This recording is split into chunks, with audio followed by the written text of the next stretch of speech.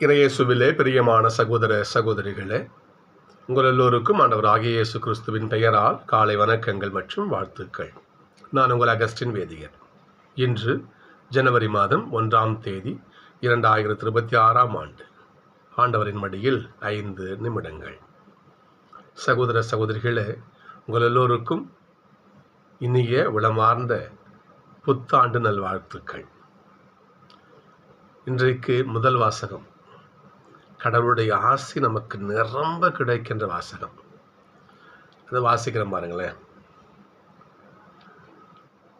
ஆண்டவர், அதை மாற்றி இப்படி வாசிக்கிறேன். ஆண்டவர் நமக்கு ஆசி வழங்கி நம்மை காப்பாராக. ஆண்டவர் தம் திருமுகத்தை நம்மேல் ஒளிரச் செய்து நம்மீது அருள் பொழிவாராக. ஆண்டவர் தம் திருமுகத்தை நம் பக்கம் திருப்பி நமக்கு அமைதி அருள்வாராக. சகோதரர்களே, கடவுளுடைய ஆசீர்வாதத்தை பாருங்களேன். கடவுள் நம்மை இந்த ஆண்டு முழுமையும் காப்பாராக. ஃபர்ஸ்ட் அவருடைய பாதுகாப்பு. நமக்கு கோட்டை அரண் நம்முடைய ஆண்டவர். இன்றைய முதல்ல ஆசையை பாருங்க பாப்பா. இன்னைக்கு கடவுள் நம்மை காப்பாராங்க, நம்ம காப்பது பண்ணுவாராங்க. எந்த ஒரு சிக்கலிலோ கஷ்டத்திலோ சோதனைகளோ மாட்டிக்கொள்ளாதபடி சிக்காதபடி கடவுள் நம்மை கரம் பிடித்து காப்பாற்றுவாராக. முதல் ஆசி. அடுத்து 2வது ஆசி, கடவுளுடைய திருமுகத்தை காணும் பேரு யாருக்கிட்டும் சொல்லுங்க பாப்போம். கடவுளே நம்ம கஷ்டத்துக்கு அழைக்கும் போது நம்ம ஓடி வந்து தன் முகத்தை காட்டுகின்ற அந்த ஒரு பாக்கியம் நமக்கு ஆண்டவர் சொல்ற பாருங்க பார்ப்போம். கடவுள் தம் திருமுகத்தின் ஒளியை உன் பக்கம் திருப்புவாராக. 2வது ஆசி. 3வது, உமக்கு நமக்கு அமைதி அருள்வாராக. இன்றைக்கு மனுஷன் அமைதி தானே ஓடி ஓடி அலைகிறான். மனசு அலைப்பாயுது, சஞ்சலப்படுது. மனசு என்ன பண்ணுது, நிம்மதி கிடைக்கல. மனுஷன் ஓடுறான் நிம்மதியை தேடி ஓடுறான். இன்னைக்கு ஆசிரியர் பாருங்க பார்ப்போம். கடவுள் உமக்கு அமைதி அருள்வாராக. சொர்களே, கடவுள் அருளும் இந்த ஆசி நம்மோடு கூட இந்த புதிய ஆண்டும் குறைவின்றி நிறைவாக தங்க உங்கள் எல்லோருக்கும் மீண்டுமாக புத்தாண்டு வாழ்த்துக்களை தெரிவித்துக் கொள்கிறேன். சகோதரர்களே, கிபி 5ஆம் நூற்றாண்டில் ஒரு தப்பறை, ஒரு தவறான கொள்கையை ஒரு நபர் பரவ செய்தார். நெஸ்தோரியோஸ்னு சொல்லுவார்கள். அவர் என்ன பண்ணார், அன்னை மரியாள்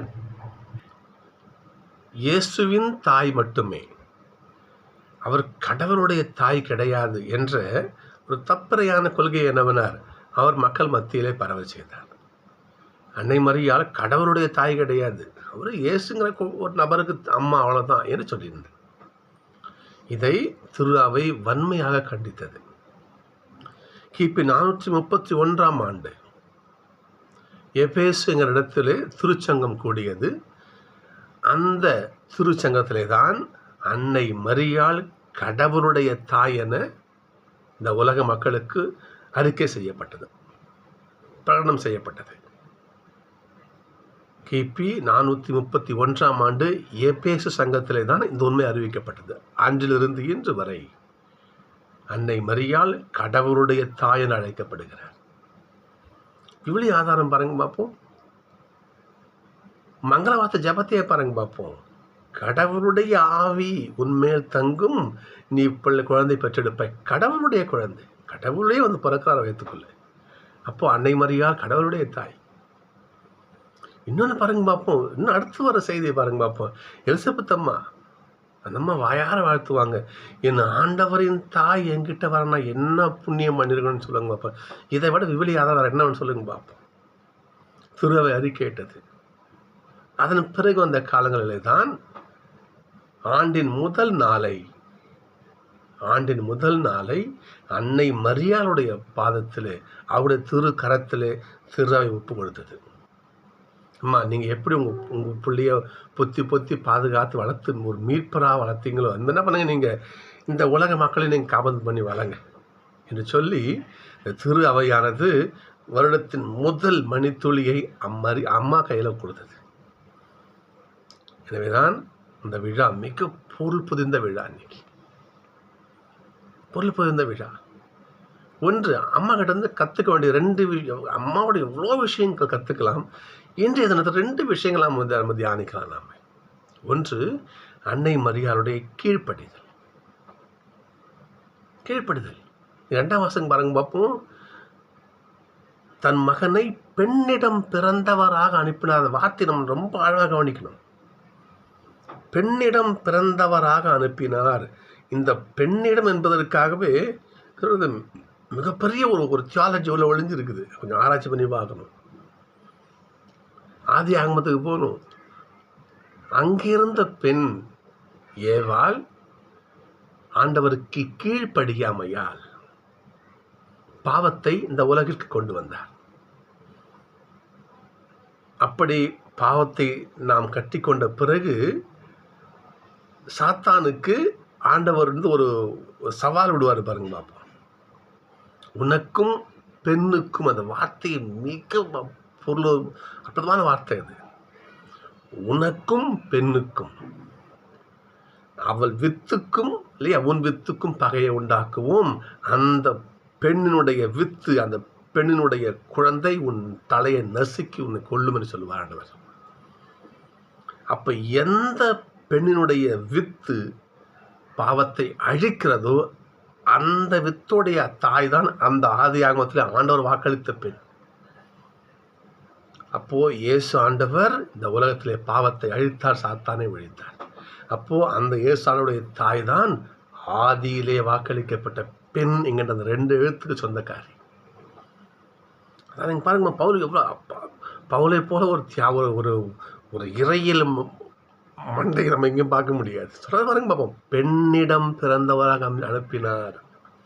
இந்த பெண்கிற வார்த்தைக்கு அப்போ அன்னை மரியாதை பாருங்க பார்ப்போம். இந்த பேர் எப்படி அவங்களுக்கு கிடைச்சிச்சு? முதல் பெண், முதல் ஏவாள் ஆண்டவருக்கு கீழ்ப்படியலை, அவங்க வார்த்தைக்கு கீழ்ப்படியலை. புதிய ஏவாளாகிய அன்னை மரியாள் ஆண்டவருக்கு கீழ்ப்படிந்தார். முதல்ல தயக்கம் காட்டின, அப்புறம் பண்ணாங்க இதோ ஆண்டவருடைய அடிமை. முதல் வார்த்தை என்னவோ அதன்படி எனக்கு ஆகட்டும் என்று தன்னை முழுவதுமாக அவருடைய பாதத்திலே அவர் ஒப்பு கொடுத்தார். சகோதரர்களே, அந்த கீழ்ப்படிதல் நம்ம என்ன பண்ணணும்? அம்மா கிட்ட நம்ம கற்றுக்கணும். 1 சாமுவேல் புத்தகம் 15:22 வாரி சொல்லுகிறது, கீழ்ப்படிதலை விட சிறந்த பழி எதுவும் கிடையாது. சாமுவேல் சவுல் அரசருக்கு சொல்லுவார், சவுலே நீ கடவுளுக்கு கீழ்ப்படிந்திரு. கீழ்ப்படிவதை போல ஒரு சிறந்த பழி எதுவுமே கிடையாதுன்னு சொல்லுவார். அன்னை மரியாள் தன்னை அடிமையாக ஆண்டவர் பாதத்தில் ஒப்பு கொடுத்தாங்களே, ஆண்டவருக்கு முழுமையாக தன்னை கீழ்ப்படுத்தினாங்களே. அம்மா இவ்வளோ பெரிய ஒரு ஒரு காரியம் சொல்ல யோசிச்சு பார்ப்போம். அன்னை மரியாள் பின்பற்றி நாமும் கீழ்ப்படிதல் என்கின்ற நல்ல குணத்தை இந்த ஆண்டு முழுவதும் கடைபிடிச்சாலே போதும். முன்ன சொன்னதுலேயே ஆண்டோடைய ஆசீர்வாதம் அபரிமிதமாக பொழியும். 2ஆவதாக அம்மா கிட்ட நம்ம கற்றுக்க வேண்டிய நிறைய விஷயங்கள்ல இது ஒரு விஷயம் மிக முக்கியமானது. தேவையில் உழல்வோருக்காக அம்மா என்ன பண்ணாங்க? ஓடி போனாங்க. எலிசபெத் அம்மா நிறைய மாத கர்ப்பிணி, யாரும் கூட கிடையாது. என்ன பண்ணுறாங்க? ஓடுறாங்க. அந்த காலத்தில் காரு பஸ்ஸு கிடையாது. அயன் கரீம்ங்கிற ஊருக்கு நசரேத்தூருங்கிறது இப்போ சொல்கிறாங்க ஏதோ 100 மைல் தூரமாக, நம்மளால பார்த்து கிடையாது, சொல்கிறதான் கேள்வி. 100 மைல் தூரமாக அது நசரேத்தூர் தான் அயன் கரீம்ங்கிற அந்த ஒரு மலைநாட்டுக்கு கடந்து ஓடுறாங்க. அந்த காலத்தில் மிஞ்சி போனால் போச்சு பாருங்க பார்ப்போம். ஒரு கழுதையில் போயிருப்பாங்களா? எத்தனை நாள் பயணமாக இருக்கும், என்ன காடு மரணம் ஆயிருக்கும். நல்லா கவனிங்க. அப்போது கூட அன்னை மரியாள் கர்ப்பமாக இருக்கிறாங்க. நல்லா யோசிச்சு பாருங்க பார்ப்போம். தன் வயிற்றில் பிள்ளை இருக்கிறது, எசப்பா இருக்காங்க. அதை கூட பொருட்படுத்தாமல் தனியாக இருக்கிறாங்க. நிறைய மாதம் கர்ப்பிணியாச்சு எலிசபெத் அம்மா. என்ன பண்ணுறாங்க? ஓடி போய் என்ன பண்ணுறாங்க? 3 மாதம் தங்கி உதவி செஞ்சுட்டு வராங்க. தேவையில் உழல்வோருக்காக. சகோதரர்களே, திருத்துறை பண்ணி சொல்லப்பட்டிருக்கு பாருங்க. அப்போ 20:35 பெற்றுக்கொள்வதை விட கொடுக்கிறது மிக சிறப்பானது. பெற்றுக்கொள்வதை கொடுப்பது மிக சிறப்பானதுதான். சகோதரர்களே, சிந்தித்து பார்ப்போம்.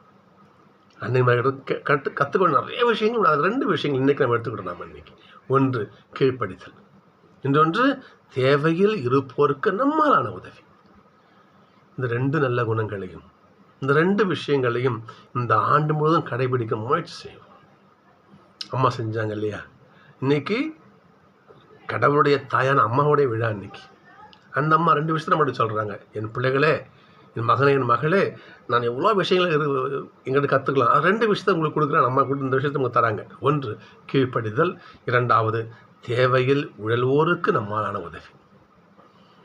இந்த உதவிகளை, இந்த 2 விஷயங்களை நம்ம இந்த புதிய ஆண்டிலே கடைபிடிக்க முயற்சி செய்வோம். சகோதரர்களே, இன்னொரு விஷயம் சொல்ல நிறைவு செய்கிறேன். லூக்காவில் வேறு ஒரு பகுதி வரும். ஒரு தோட்டக்காரர் என்ன பண்ணுவார், ஒரு திராட்சை செடி இருக்கும், அதை பழுது பார்ப்பார், அது நம்ம அதை கொத்தியெல்லாம் போடுவார். வந்து பார்ப்பார், பலன் கொடுக்காது. அப்போ அது ஓனர் என்ன பண்ணுவார், ஏப்பா வெட்டி போட்டுருதே, இதுதான் பலன் கொடுக்க மாட்டுது அப்படின்னு சொல்லுவார். அதுக்கு தோட்டக்காரர் சொல்லுவார், ஐயா வெட்டிலாம் போடாதீங்க ஐயா, இன்னும் 1 ஆண்டு டைம் கொடுங்க. நான் என்ன பண்ணுறேன், இதை கொத்தி எரு போட்டு உரம் போட்டு தண்ணிலாம் பாய்ச்சி நான் ரெடி பண்ணுறேன்.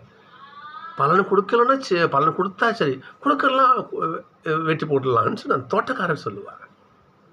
அந்த செடிக்கு பலன் கொடுக்க 1 ஆண்டு இன்னும் அவருக்கு சேர்த்து கொடுக்கப்படுகிறது. அதே போலத்தான் அப்பா இருக்கிறாரு, நாம தான் திராட்சை செடி, ஏசப்பா தோட்டக்காரர், நம்மெல்லாம் பேர் வளர்க்கிறவர், நம்மளாம் பலன் தராமல் கிடக்கிறோம். நம்ம சகோதரர்களே, ஏசப்பா இந்த புதிய ஆண்டை நமக்கு நம்ம வாழ்க்கையில் சேர்த்து கொடுத்துருக்காரு. 2026ஆம் ஆண்டை பார்க்க எவ்வளோ பேர் கடையாலும் முடியாமல் போயிருக்கலாம் இல்லையா? எவ்வளோ பேர் செத்து போயிருக்கலாம். ஆனால் இந்த 2026ஆம் ஆண்டை பார்க்கக்கூடிய மாபெரும் பாக்கியத்தை கடவுள் நமக்கு கொடுத்துருக்கிறார். ஏசப்பாவோட பிச்சை இந்த ஆண்டு. இந்த ஆண்டிலே நாம் பலன் கொடுக்கும் பிள்ளைகளாக வாழ முயற்சிப்போம். நிறைய பலன் அடுக்க வேணாம்.